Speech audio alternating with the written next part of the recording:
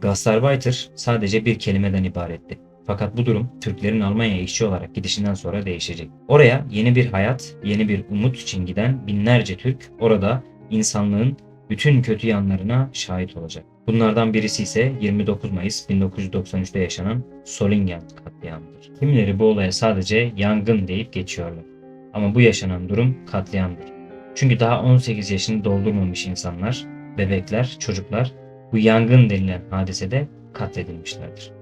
Bir ailenin katledilişini de bugün bir kere daha içimiz acıyarak hatırlayacağız. Mevlüde Genç'in eşi Durmuş Bey 1970 yılında Almanya'ya işçi olarak gittikten 9 yıl sonra eşini de yanına almış ve beraber işçi olarak çalışmaya başlamışlardır.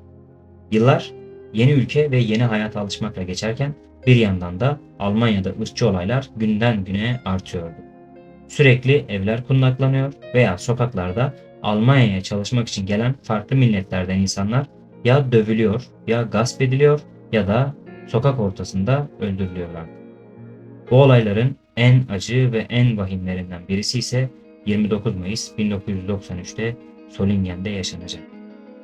Mayıs'ın son günlerinde bir akşam toplanan neonazi üyeleri Felix Köhnen, Christian Reher, Christian Buchholz ve Markus Gartmann ülkede bulunan yabancılara gözdağı vererek onları korkutmak ve ülkelerine dönmeleri için onlara karşı bir şeyler yapmak düşüncesindeydiler. Ve bu düşünceler ne yazık ki 29 Mayıs akşamı hayata geçirilecekti.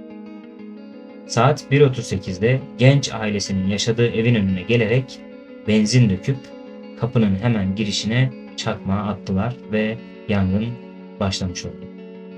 Yangın hızla büyüyerek tüm evi sardı. Girişten itibaren ateşlerle çevrili olduğu için ev dışarı çıkmak imkansız hale geliyor. Yangın hızla büyüyerek tüm evi sarmıştı. O sırada yangını fark eden Mevlüde Genç son bir çabayla pencereden kendisini atarak komşularını uyarmayı başarmıştı. Fakat yangın hızla büyüyordu. İtfaiye olay yerine 5 dakika sonra gelmişti. Fakat artık alevler tüm evi sarmıştı. Bu felaketin içinde yaşanan bir başka felaket ise Gürsün İnce ve 4 yaşındaki kızının başına geliyordu. Evinin her yanının ateşlerle sarılmış olduğunu fark eden Gürsün İnce 4 yaşındaki kızını kucağına alarak son bir can havliyle pencereden atladı. Fakat kendisi hayatını kaybetti. Bir anne 4 yaşındaki kızı ölmesin diye kendi canını feda etmek zorunda kalıyor. 18 yaşındaki Hatice Genç, 12 yaşındaki Gülistan Öztürk, 9 yaşındaki Hülya Genç ve 4 yaşındaki Saime Genç alevler içinde kalarak can verdi. 15 yaşındaki Bekir Genç ise yanarak pencereden atladı ve ağır yaralı olarak. Daha 6 aylık olan bir bebek ve 3 yaşındaki bir çocuk da hayati tehlikesi olacak şekilde yaralanmışlardı.